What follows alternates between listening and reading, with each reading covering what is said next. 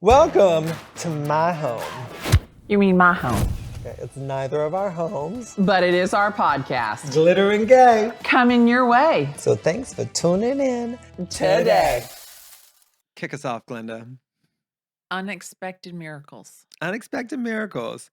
Before we do that, by the way, we sat down. I didn't have on my jewelry for our first episode. Really? And can I just tell you, this, in the right lighting, this ring is so sparkly. And it's the only ring I own. It's so beautiful. It makes me think of you. Really? It does make me think, because it's so bloop. I mean, it's so in your face. I mean, it's like a Like Glenda me? special. Yeah. I love it. This is my one piece of jewelry. Now let's talk about your one piece of jewelry. Oh wait. Oh Oops. wait. I was never a big jewelry person. You aren't? No. I've only known you to be blinged out. I was never a big jewelry person. And I think that when I got my first piece of like real fancy jewelry, I was like, oh my stars, I love this. I never will forget it. I dated this guy, and quite honestly, he was probably one of the best dates I ever had. How long ago? We started dating in April of 1996. You have a very specific memory. April of 1996? Oh, I remember everything. Oh my God. Yeah. Okay. I remember everything. And Rent had just opened on Broadway. It had, actually. You were born. I was 11. Yeah. I dated this guy. I met him at Tongue and Groove. My favorite spot. It was a bar. I'll never forget it. But this is not what we're talking about, though. It's unexpected miracles. I don't care. We can start with a little. Okay, we'll do a little story time. How about that? Always. So anyway, I had gone to this bar. My girlfriends had taken me out. My mother had passed away. When did your mom pass away? She passed away in March Of 96. Mhm. Oh, so it was fresh off that. Yeah, of Okay. 96. I hadn't been able to like move. I was in the fetal position. And my friends were like, come on, we're taking you out. And they took me out to dinner, and they thought we should go to this bar. And it was a bar that I went to quite a bit. And it was real hip and happening back in 1996. And we were in the VIP section. And they're like, you should probably meet somebody. Maybe that'll get your mind off things. I'm like, looked around, I'm like, yeah, I don't know. And they're like, what is it that you like? Who in this room do you like, Glenda? And I said, see that guy right there? That's my type. And they're so, what is it about him? I said, he's 6'5". He's handsome. He commands the room. He's dressed head to toe, top to bottom, front to back, crispy as a cucumber. See, I like my men naked, but continue. In public? Yes. I'm like, chaps. You know what I mean? Ass out. I mean, this guy, he was put together. And he had these fabulous alligator shoes. Okay. I do like a nice shoe. Oh my God, they were fabulous. I'll never forget it. And he comes up to me. I go to the bathroom, and I come back, and he walks up to me, and he goes, I hear you like my shoes. So while I had gone to the bathroom, my girlfriends had gone over to this guy and said, hey, our girlfriend thinks you're really handsome. We want to introduce you. And he walks up to me, and he goes, I hear you like my shoes. And I looked The at him. swagger. Yeah, I mean, very confident, lots of charisma, very handsome. And I said, I do like your shoes. And he goes, really? I said, yeah. He goes, they're Bally. And I said, what? I said, really? He does have good taste in shoes. I want to let you know, I hope Bally's is listening right now. This is a free plug, but I only wear Bally shoes, and I hope I never have to pay for them again after this, because you're welcome. I'm just telling you. They're the best. They are my absolute favorite. I mean, the shoes are fabulous. The construction of them is impeccable. But anyway, back to Bill. So, anyway, I asked him, what business are you in? He goes, I'm in the car business. And I said, now the dots are connecting. So you bought those off the back of a truck at your lot because there was a guy that would go around to all of the car dealerships and sell stolen merchandise off of the back of the truck. The reason I know this is because my first ex-husband sold cars. And Victor loved a good shoe like nobody's business. And so there was a guy who went around to all the car dealerships and sold fabulous brand merchandise that they were probably offloading out of the back of Neiman Marcus. And he Oh. started laughing. He goes, yeah, right. Well, I didn't think too much about it. He goes, let me give you, he goes, can I have your phone number? And I said, if I had the money from every guy who told me he was thinking about buying a house that asked me for my phone number, I'd be sitting on a beach in Tahiti. He goes, I am thinking about selling my house. And I said, okay, here's my phone number. I gave him my phone number. He goes, let me give you my card. Well, I just put it in my purse. I didn't think too much about it. Do you know, the next day that guy calls me and he says, hey, this is Bill Voiles. We met last night. I'd like to take you out to dinner. And I'm like, and I play it again. And this is back in the olden days when there was a machine Oh, I remember and those. it was Of a course. cassette. And I listened to it again, and then I listened to it again, and then I listened to it again. And I go get the business card out of my purse, and he owns the car dealership.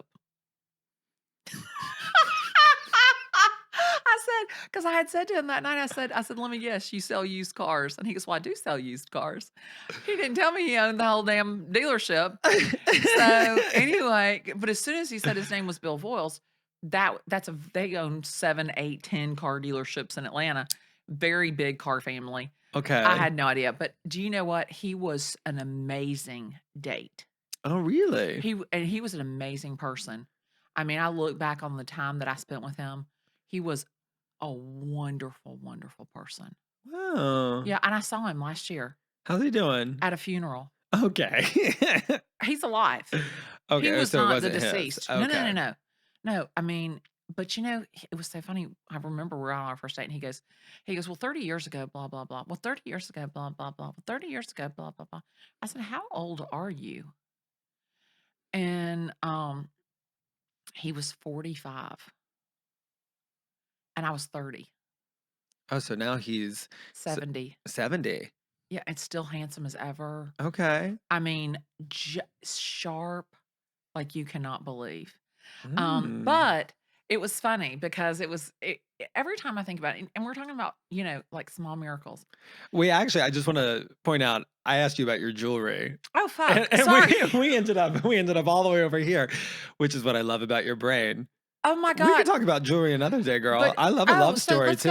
let's go back to Bill. So Bill and I went to a charity event. We started dating. We went to a charity event and he bought me a Cartier watch. And that was my first real piece of jewelry. Was that Panther Cartier watch. Wow. Every time I look at it, I think about him. It's not this one. This one is Cartier as well, but it's not this one. It's a smaller one. And but just everything about him.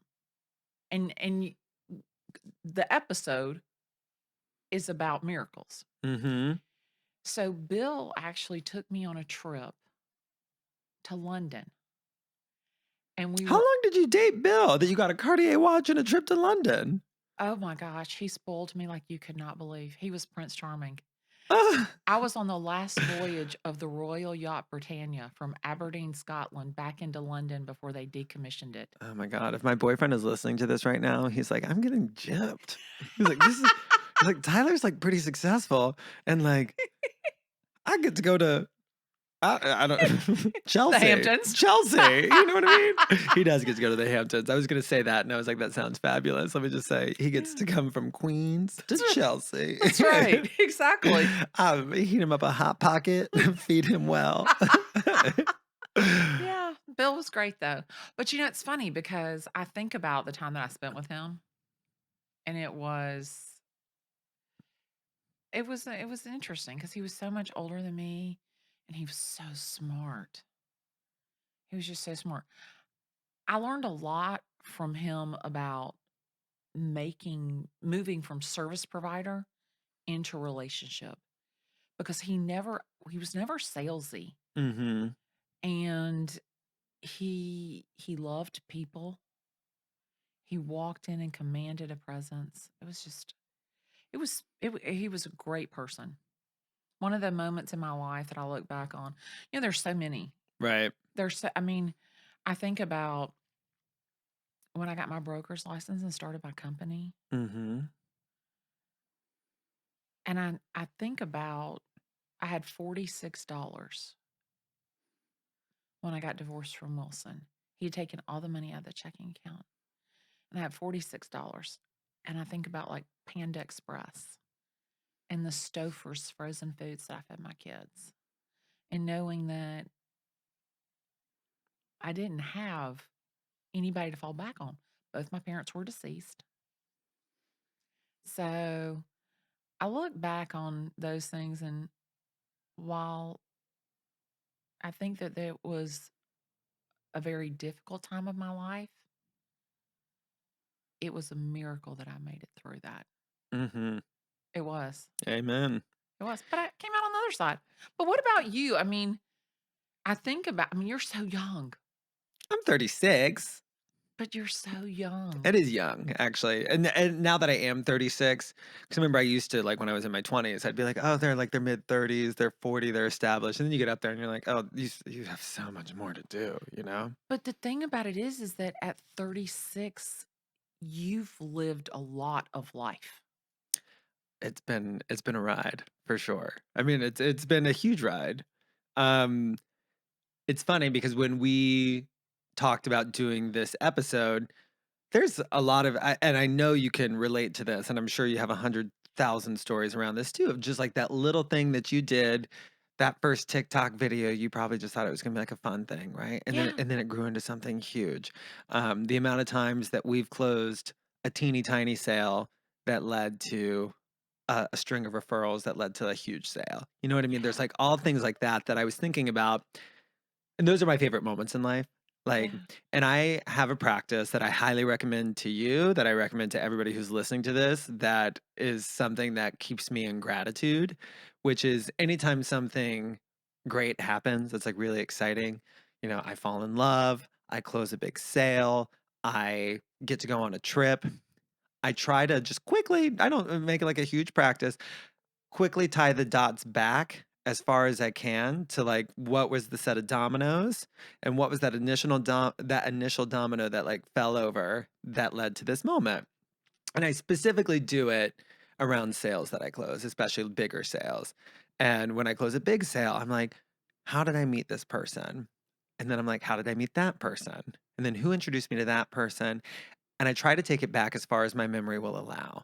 And um and it keeps me feeling so grateful for like all of these initial moments of introductions to people that I didn't think twice about in my past that have led to millions of dollars over a course of 5 6 years of a domino of business.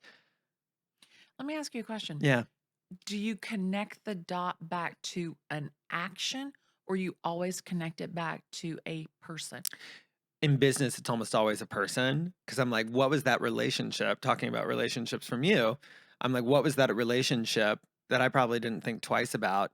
One that comes to mind right now, because this was a recent one, and I am constantly thanking these people. But Kimba, who was like the most joyous person on my team, she's now like moved on, not for negative reasons. She's just looking for like her next adventure.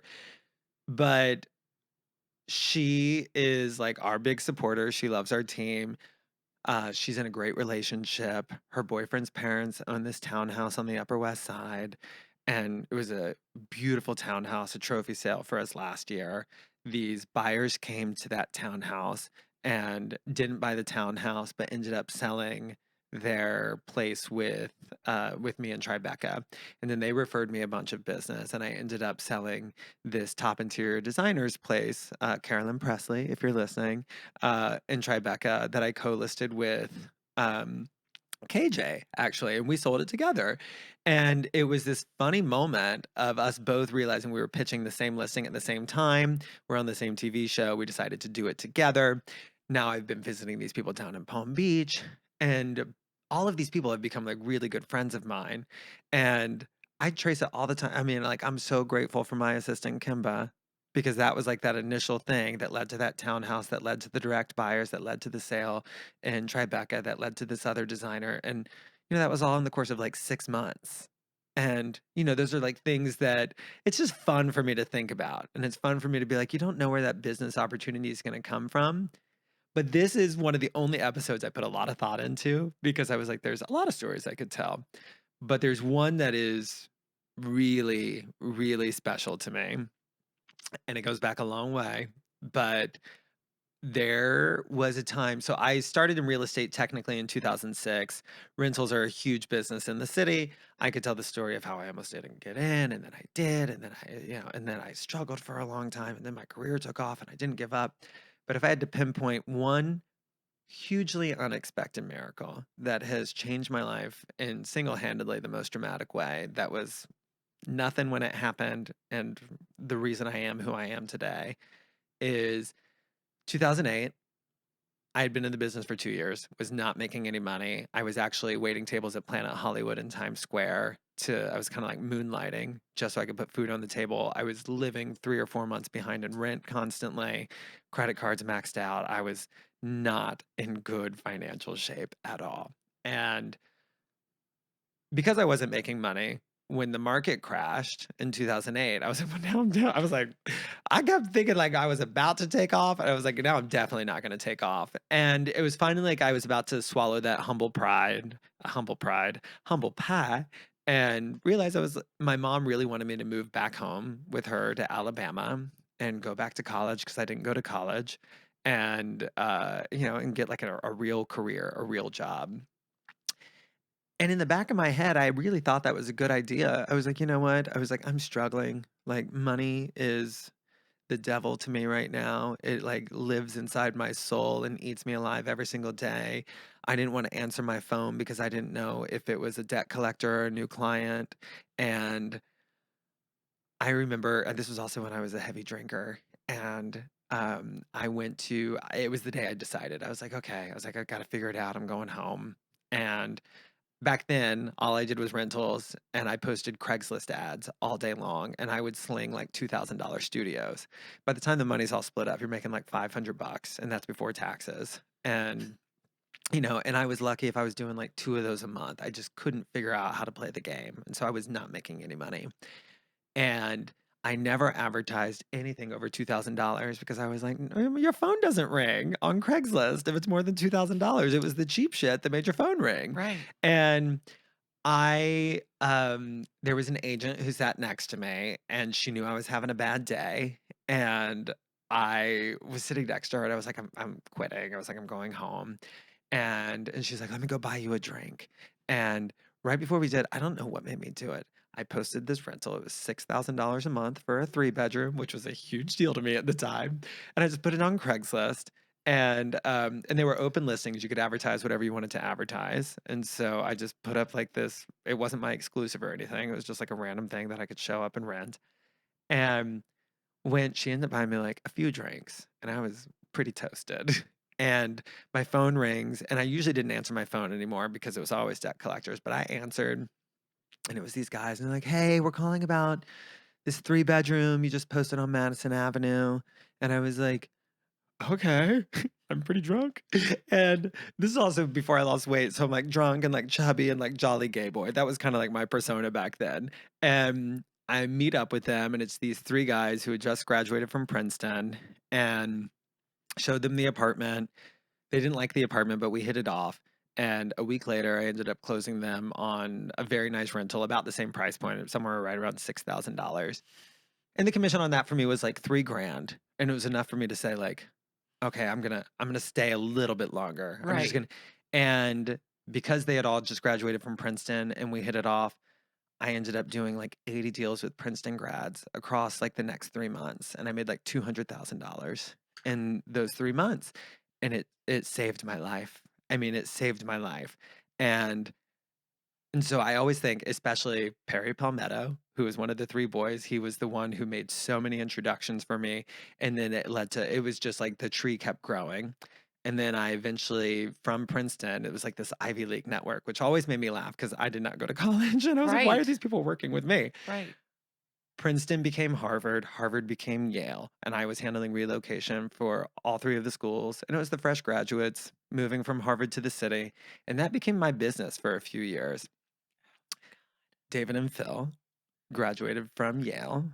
They're the co-founders of Triple Mint. I wasn't their real estate agent, but I helped all their friends get apartments. And they called me one day and they're like, "We're thinking about starting a company. You've helped a lot of our friends get apartments. And we wanted to see if you wanted to talk to us because we're just going to do a real estate startup and we wanted to talk to somebody." And that was in 2011. And I was milking them for referrals and was like going there, didn't even think twice about it, and ended up, you know, here we are 11 years later. Triple Mint has gone from the 3 of us to there's like 400 of us. I can't talk about it, but there is a huge thing happening behind the scenes right now that is going to change my life forever. And I think back to that Craigslist ad that I posted for a 3-bedroom the day that I was about to quit that led to this huge chain of events that has now put me as one of the biggest equity holders in a company that I think is about to be one of the biggest real estate companies in the country. And I'm like, I almost quit. They're also the first people who gave me health insurance. That's how I was able to get my weight loss surgery. The whole story that we have together is why Million Dollar Listing found me so interesting. And I'm just like, it was that damn Craigslist ad. That Craigslist ad did it all. And I was done. I was done. By the way, pineapple. I am speechless. That's the one I always come back to. And when I'm thinking about like little things in my life that I'm like, is this worth it? Like, I mean, I think about it from such a different perspective now because like I don't put a ton of weight on it. Like I'm not going to be disappointed if something huge doesn't happen, but I'll say it again, like I feel like such a connection with you and such like a kindred spirit with you, and I've always felt that way. And that's like I have like such like a tingly feeling around this podcast because I'm like I know what I got out of a Craigslist ad. You know what I mean? And that was before I believed in myself. And that was like before I had confidence and before I knew what I know now. And I'm just like, I feel like something special is about to happen. I don't know why. I feel like 2022 is like that year. I just believe it. I do. I love you, baby. It's our year. It is our year. You know what I didn't do before this No, that I'm going to what? do right I now? know what you didn't do. You want me I, to tell you? You yeah, didn't tee it up. I didn't tee it up. Um, all right. Hold on. It takes 2 seconds. I don't even think you guys need to edit this out. I want to keep it real. All right, here we go. Hi, loves. It's Lauren Limpatis from Southern California. Okay, my question is for both of you.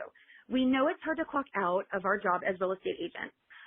While we can leverage time with our team members and staff, what's one thing you do to ensure you are fully present with those you love after the workday is done? With 4 boys and a husband who doesn't think me working 24/7 is sexy, I'm still working on this and would totally love your input. I love you both.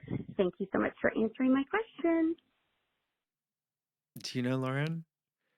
That woman has some of the best energy. If you are looking for a home in Southern California, please call Lauren Limbatis. I love her.